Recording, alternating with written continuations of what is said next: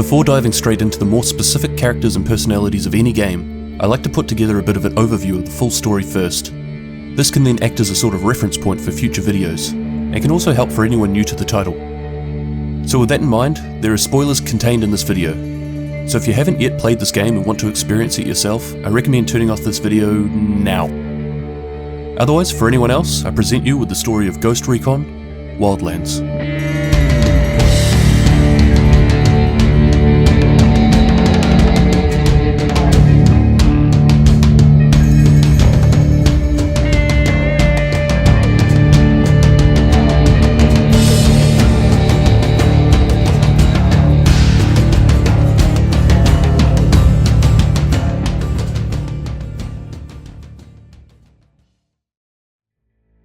Bolivia, South America, is home to the Mexican drug cartel, Santa Blanca.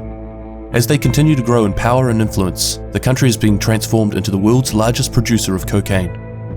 In the earlier days of the cartel, the Bolivian government set up a special forces unit called Unidad. The aim was to shut down the cartel by cutting it off at the knees. But this didn't go to plan. Santa Blanca already had too strong a hold on the country. By paying off the police, the courts, government officials, and even members of the Special Forces Unit, within no time, thousands and thousands of bodies started showing up. Politicians, journalists, police officers, the infrastructure of the country was beginning to collapse. Running out of options, the new president made a deal with Santa Blanca. You stop killing our people, and we'll look the other way. The United States was forced to enter into this conflict when the American embassy in La Paz was the target of an attack. An explosive device was detonated outside, injuring 2 Marine embassy guards. 2 days later, a DEA special agent, Ricky Sandoval, was found dead. It's believed that Sandoval was the intended target of the bombing. Sandoval has been in Bolivia for the last 6 years investigating the local cocaine industry, and he was the close personal friend of CIA contact, Karen Bowman. A Ghost Recon fire team is deployed into Bolivia as part of Operation Kingslayer, which is a joint operation between the CIA, DEA, and the Joint Special Operation Command. Their mission? To take down the group responsible for the embassy bombing and the death of Special Agent Sandoval. This group is the Mexican cartel, Santa Blanca.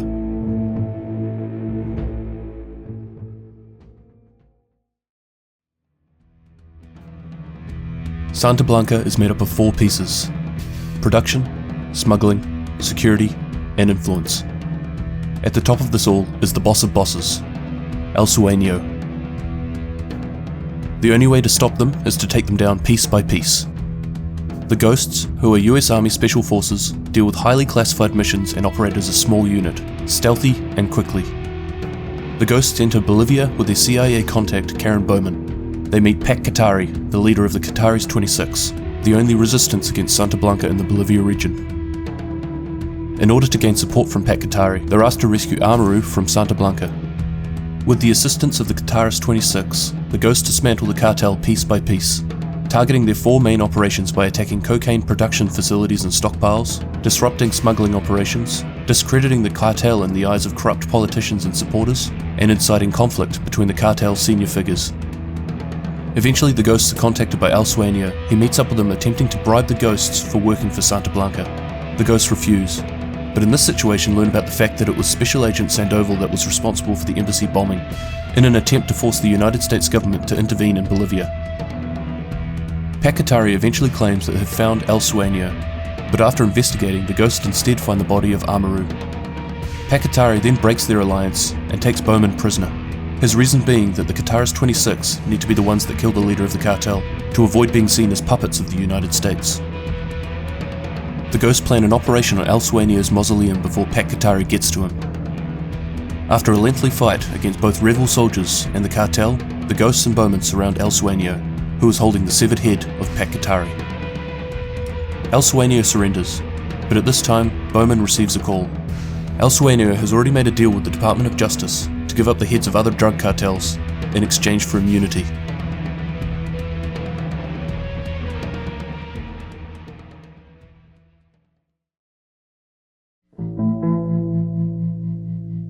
How things go from here depends on how the operation has been handled.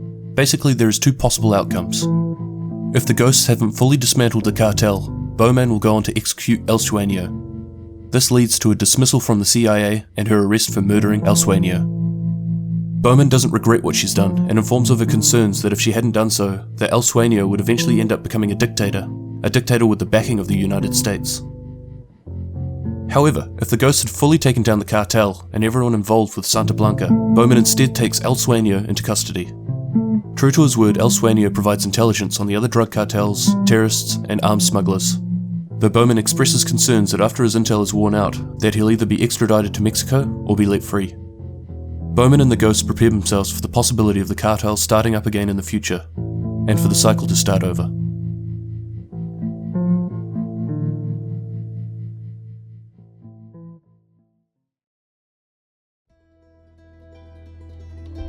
After the fall of El Sueño, there are two additions to the story.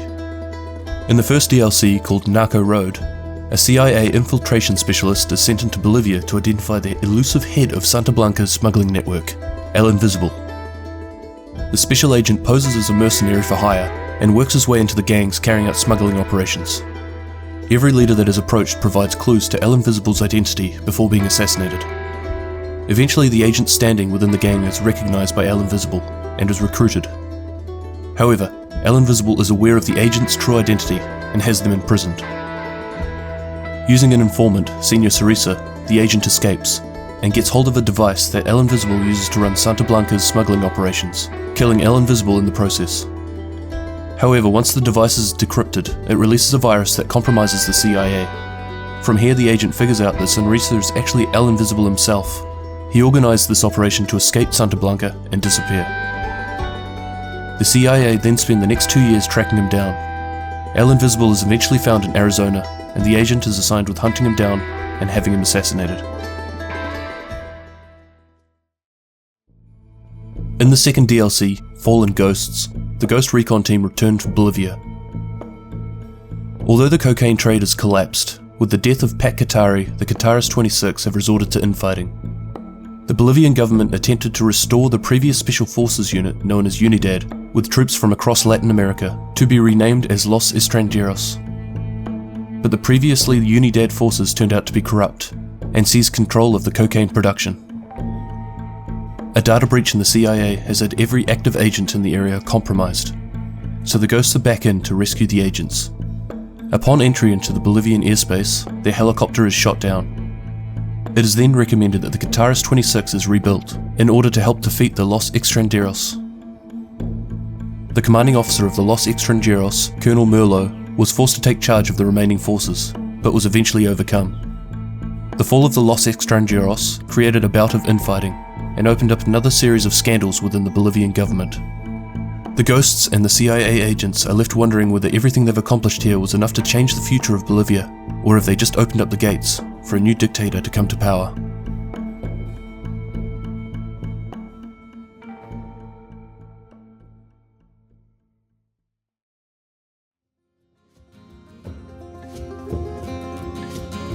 Obviously, this is a very summed up version of the story. There are a number of characters and events that have been left out.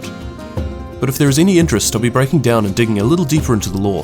I actually quite enjoyed putting this together. Although I've played a bit of the game, I never really put too much energy into following the story that closely. So it's nice to put it all together in one place, so I can start researching into it a bit more.